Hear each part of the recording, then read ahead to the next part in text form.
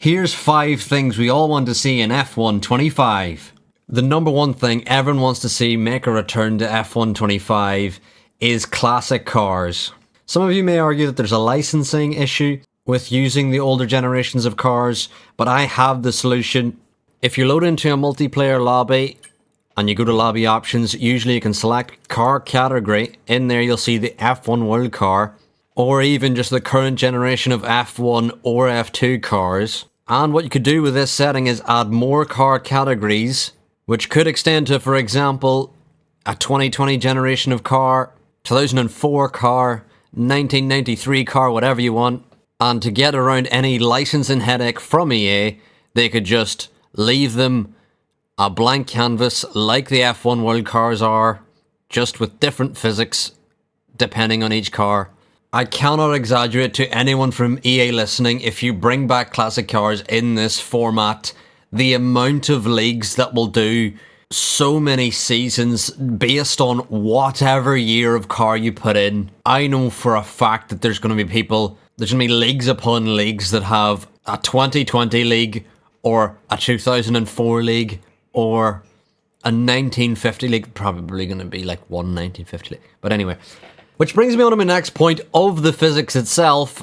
Everyone wants the handling to be fixed. Despite this being the game that I'm actually best at, most people want the handling to be fixed, which I may suffer as a result, but regardless, the handling is poor. I hear a lot of people saying on this game pad is OP, and it could not be further from the truth. For anyone who's on wheel, if there's ever a track that has a hairpin, all you do is chuck it in at full lock, and the tires just grip in magically with the power of friendship. They just go full lock into a corner where normally that would absolutely destroy the tires in real life. Mid-corner the car just grips in and they head round.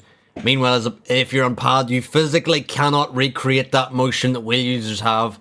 I'm quite sick of hearing pad OP at this point. The third thing everyone wants added to the game would be the ability to unlap yourself under the safety car. I don't understand why this one is so difficult to add in. You're already ghosted as a lap car. Why can you not just overtake everyone and then the safety car let you through as it does at certain points? I don't understand. And for the ability of a pit lane start, I've seen people glitch the game in order for this to happen.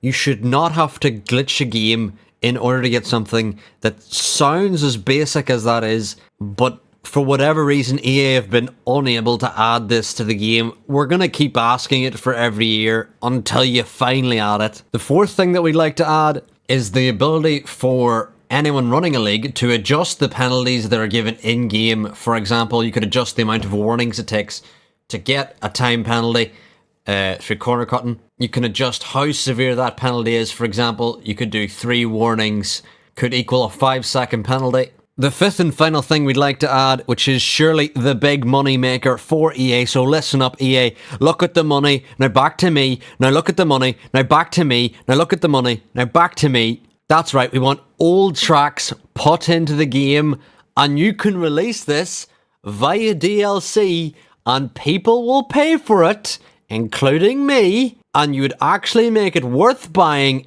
a season pass or whatever you wanted to make it. There you have it. There is your top 5 of things we all want for F1 25. But in all honesty, are we going to get any of those? We'll have to wait and see. This video is being put out an hour before the trailer is released, so we'll see if EA have come up with anything. Or will it be another case of another disappointing game where EA do the absolute bare minimum, which is probably the more likely outcome. If you just look at another series like FIFA that they've also ruined, the last FC game that they released I didn't buy, and couldn't be more glad that I didn't, because what I missed out on was players getting cancer.